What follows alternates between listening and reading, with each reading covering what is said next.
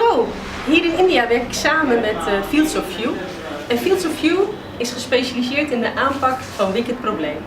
Nu zul je denken, wat zijn wicked problemen nou? Nou, denk aan weerbarstige, lastige, complexe vraagstukken.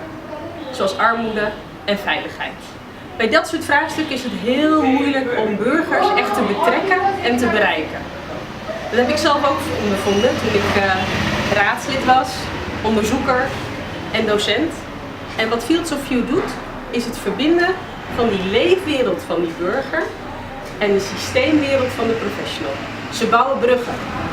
En dat doen ze door de inzet van games, simulaties en andere tools. Binnen bij Fields of View voor een kijkje in de keuken.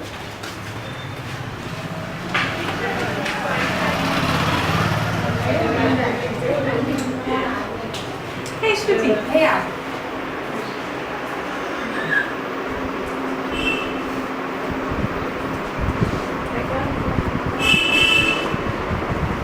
Hello, I'm Shruti from Fields of View. What we do is we design games and simulations to make better public policy.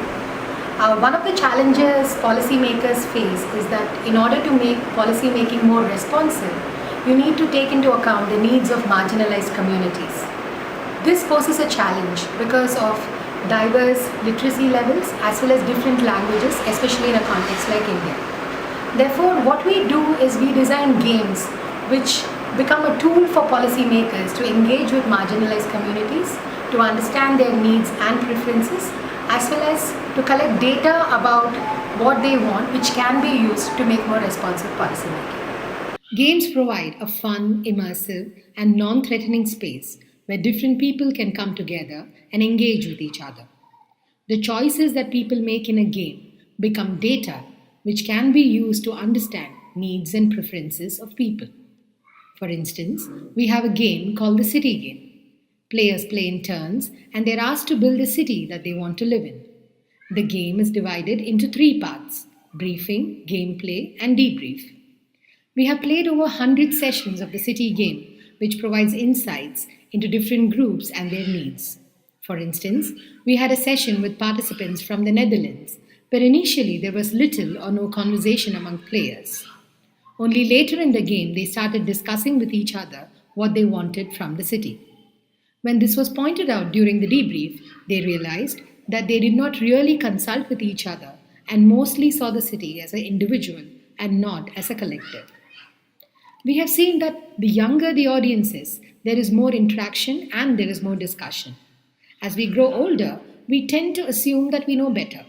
Especially when we play the game with experts, they hardly communicate with each other. The game also provides a way for people to experience the constraints and issues policymakers face. In most sessions with urban Indian audiences, the participants are unhappy with the city they build. They say they did not plan enough to build the city, which is a constant critique of Indian cities. In the debrief session, they say they understand better the constraints policymakers face when planning cities and neighborhoods. The form of the city that develops, the structures that are given importance, and the stories the players build around the city provides data on what are the needs and preferences of the audience. For instance, in a session with young people from a slum community in Mumbai, the youngsters built a structure and called it the job building. They said you could get any job you want in this building, demonstrating the deep-seated need for employment. They also built malls, DJ buildings, and other structures that showed what their aspirations were. Traditional methods such as surveys do not provide insights into such preferences and needs which a game can provide.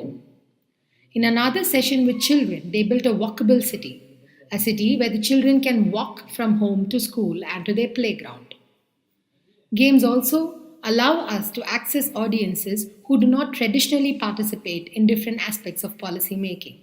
As games are fun and have low entry barriers, they allow for more deeper participation of marginalized communities. We have another board game called Rubbish, where participants learn about how the complex system of waste operates.